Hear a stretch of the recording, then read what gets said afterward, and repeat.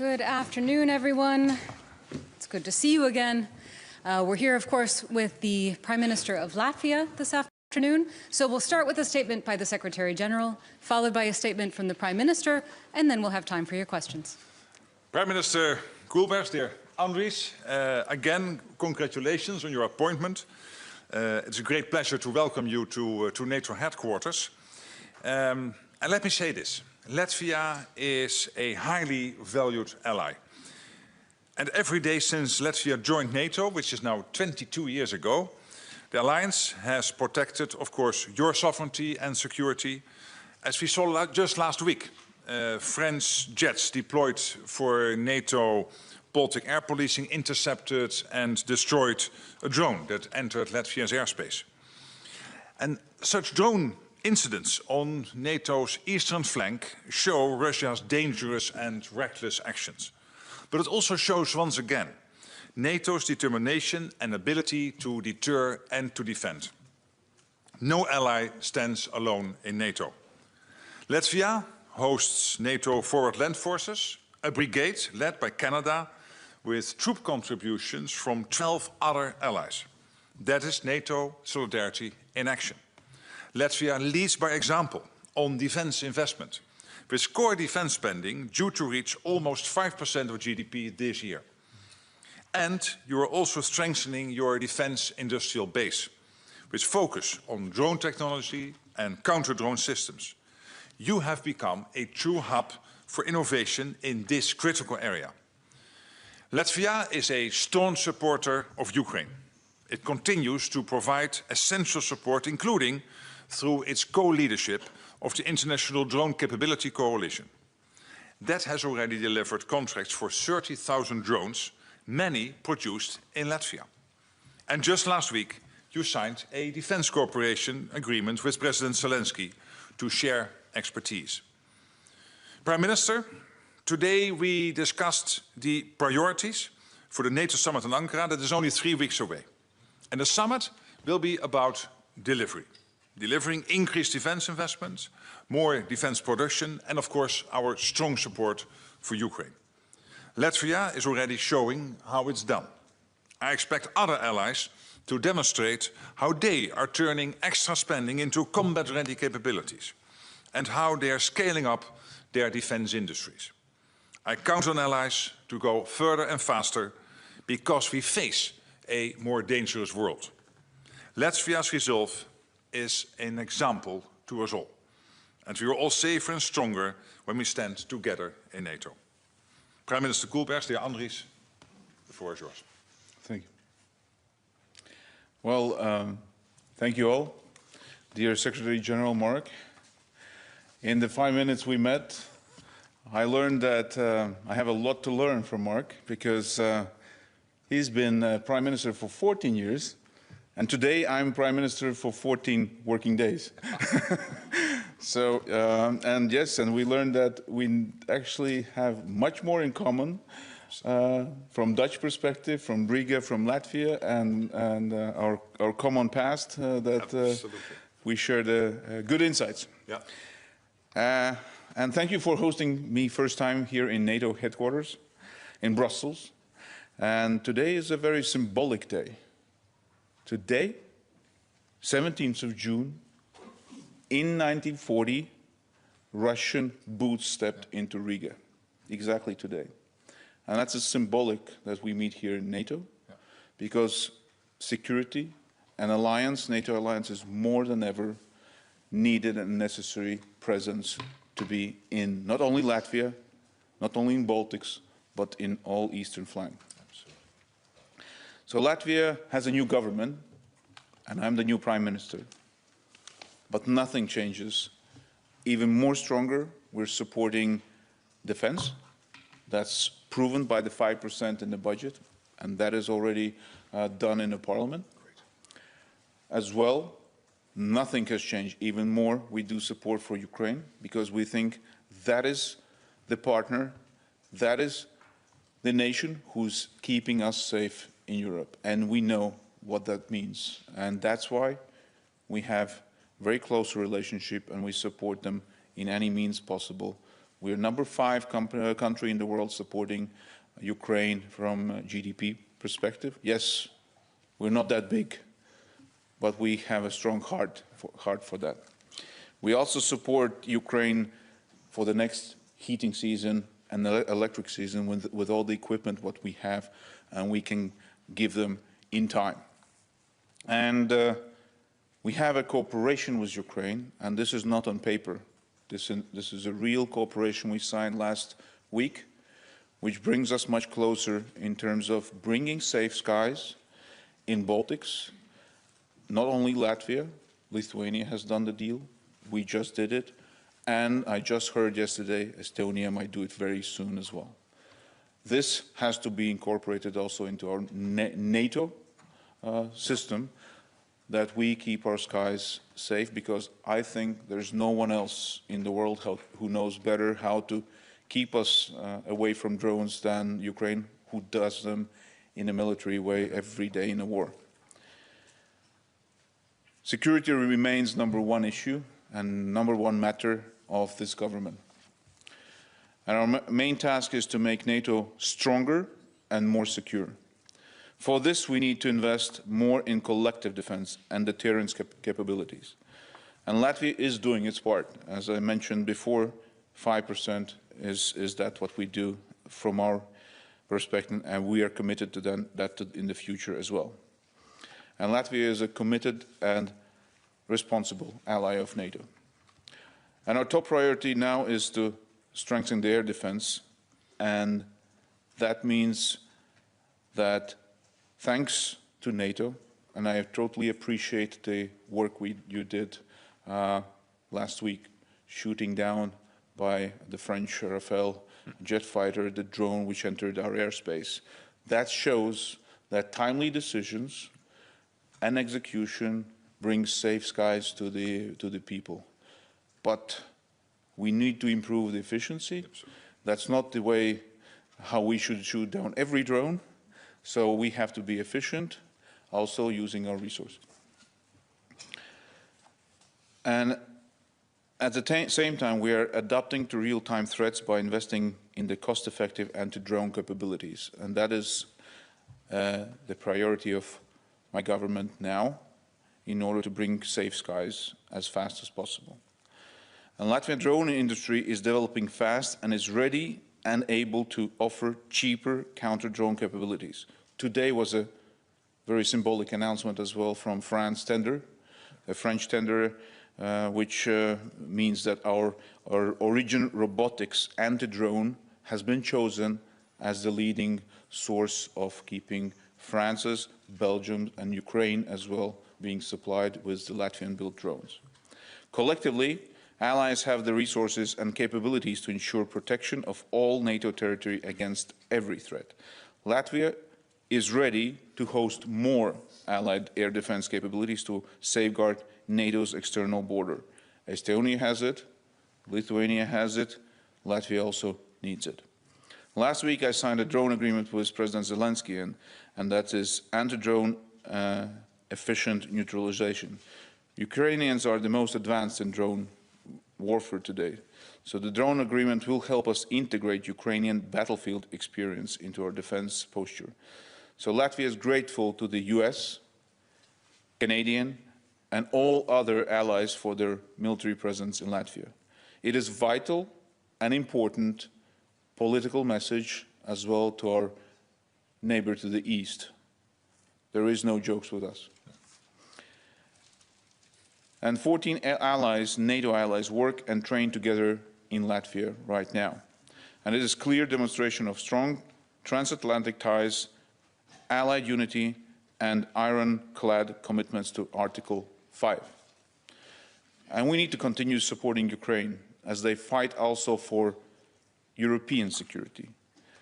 For 3 years now, Latvia's military support to Ukraine has been 0.25% from our GDP.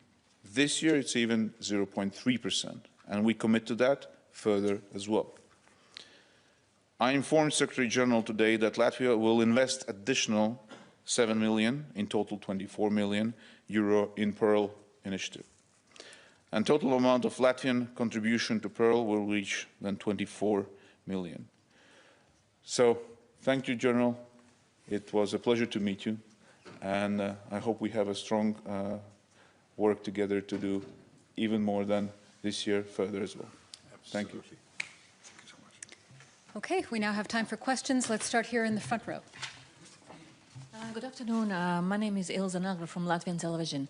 Secretary General, if I may, drone intrusions in Latvia have become a weekly action.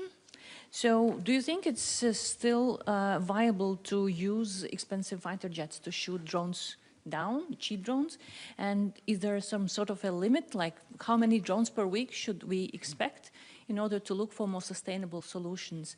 And for the Latvian Prime Minister, what do you expect NATO to step up, or the current support is enough in the existing situation? Thank you.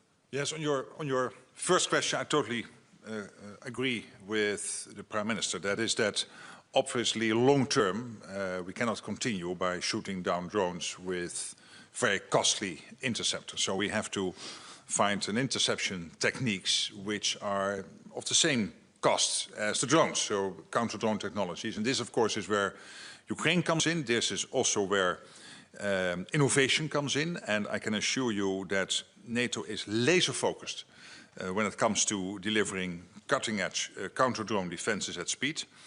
That's why late last year we launched a package of measures to expand and accelerate NATO's counter-drone measures. And I expect more initiatives like these at the NATO summit in Ankara. What we are doing now is turning rapid experimentation I underscore, because this has to be done speedily, so we're doing that, but also turning this into capabilities that deliver, as you said, at a low cost, the counter-drone techniques, so that we defeat low-cost drones and swarms before they can threaten our forces, before they can threaten our skies, our countries.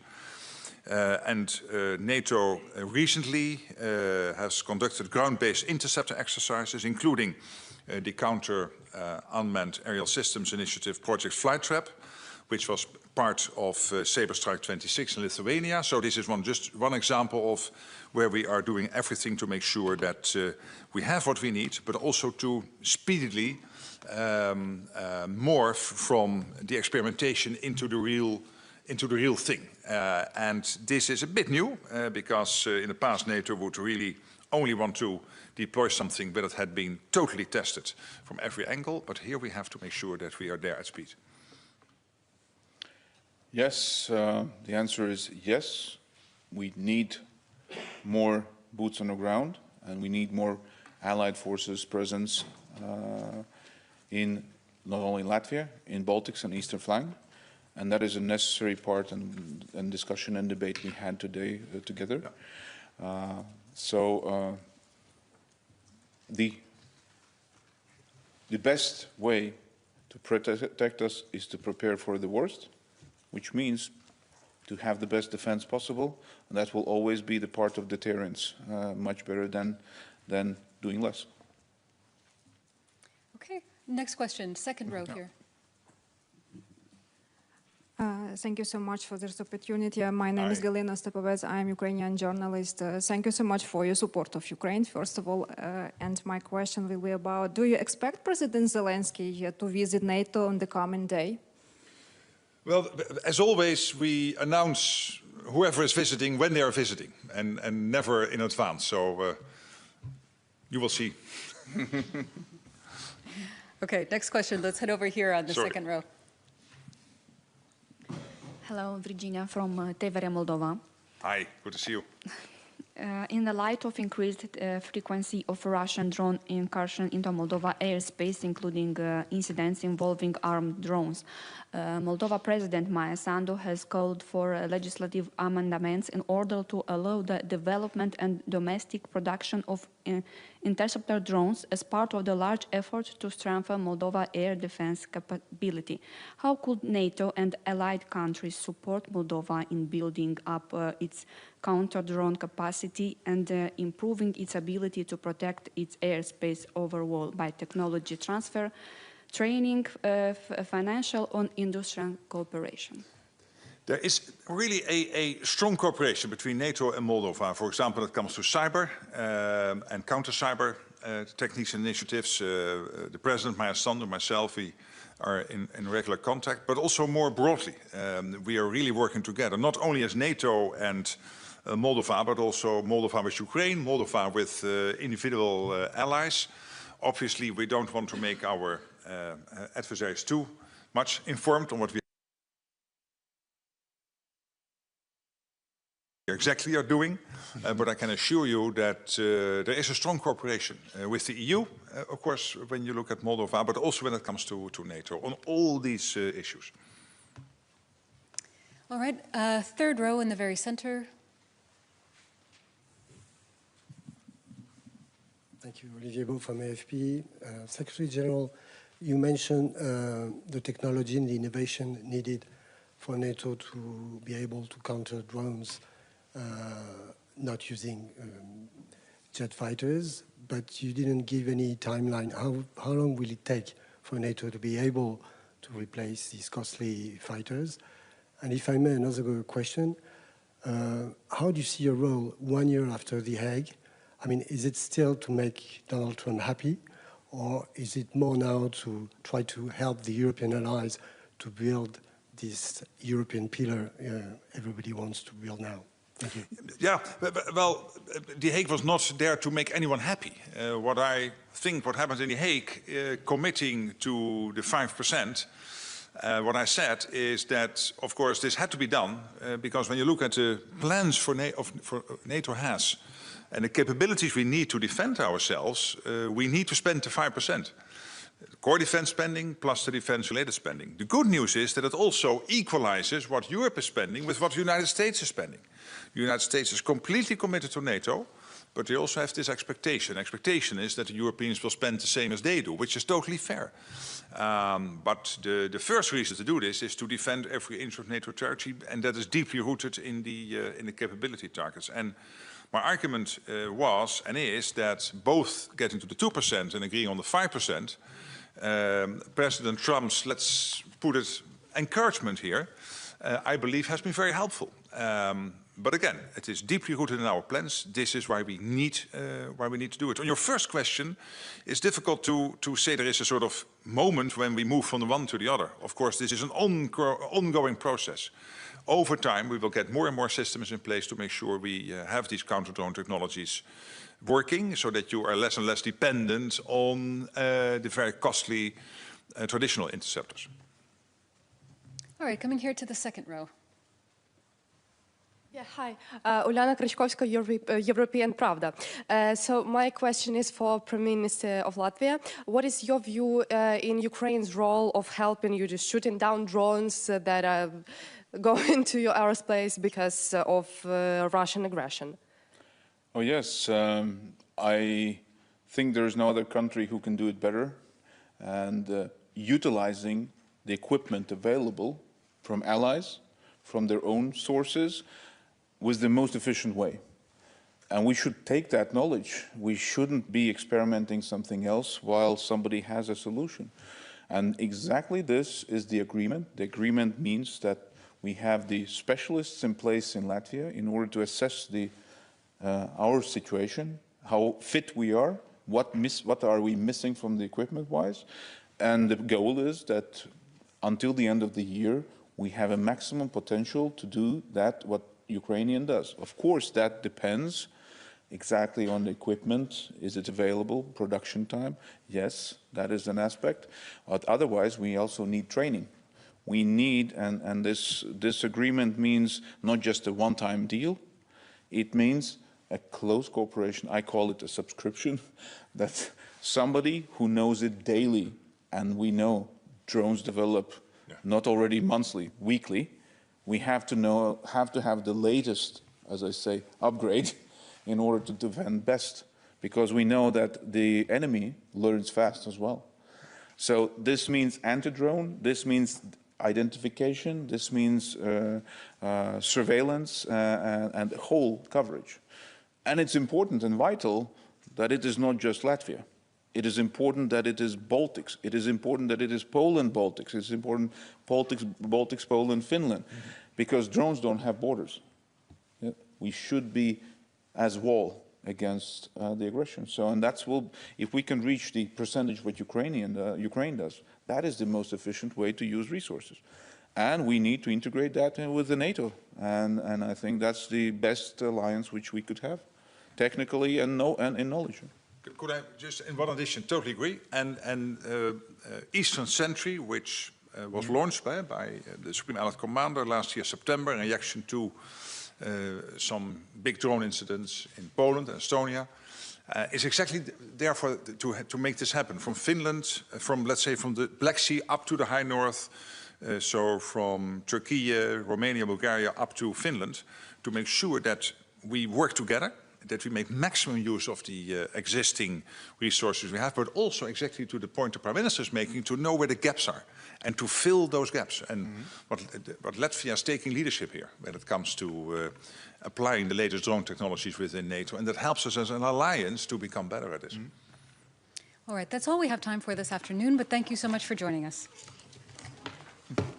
Thank you.